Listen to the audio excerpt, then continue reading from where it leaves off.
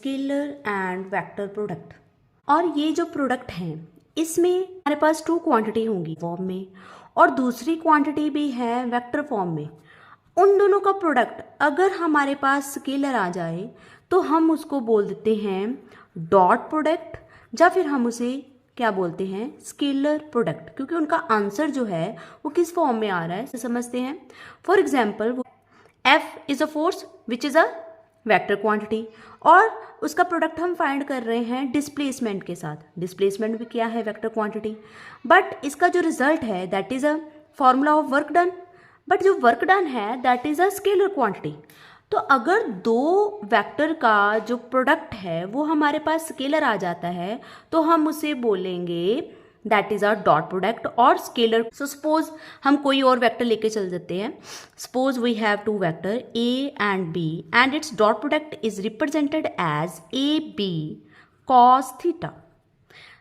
तो इसको A B means A B magnitude and this is a cos theta. जो अगर ए और बी दोनों की डायरेक्शन क्या है सेम, तो एंगल क्या आ जाएगा theta is equals to 0 degree.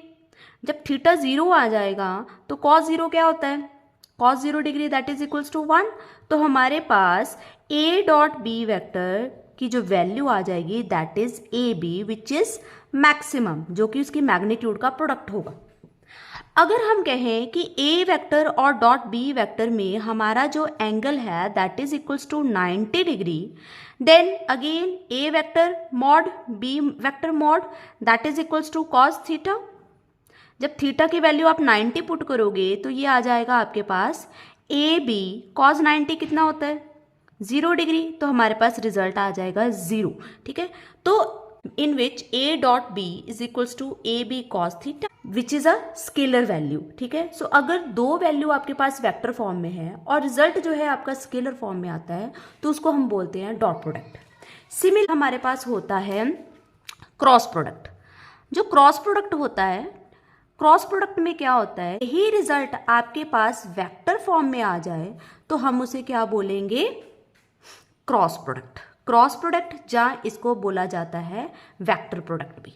ठीक है, सो इसकी एग्जांपल लेके समझते हैं। इसकी example placement and other is force. Force and displacement both are vector quantity and it's formula is that is torque. हम टॉर्क पढ़ते हैं that is a force magnitude of the force and perpendicular distance. अब torque भी क्या है vector quantity.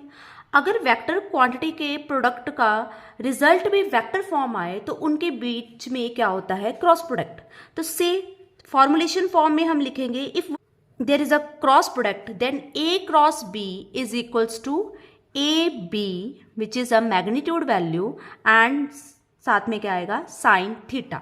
ठीक है, अब साइन थीटा एंगल अगर वैल्यू जो है सपोज कि अगर ए और बी दोनों क्या है पैरेलल तो उनमें एंगल क्या हो जाएगा 0 डिग्री। अगर वो पैरेलल है तो साइन 0 डिग्री हमारे पास होता है 0, तो ए और बी का जो क्रॉस प्रोडक्ट होगा वो क्या आ जाएगा 0 आ जाएगा। ठीक है, सिमिलरली अगर ए वेक्टर और बी वेक्टर दोनों 90 डिग्री का एंगल बना रहे हैं तो उस केस में थीटा हमारे पास क्या हो जाएगा 90 डिग्री और हमारे पास A vector cross B vector का रिजल्ट जो आ जाएगा वो मैक्सिमम वैल्यू होगी that is a multiplication of magnitude of A and B. So this is a cross product and scalar product. तो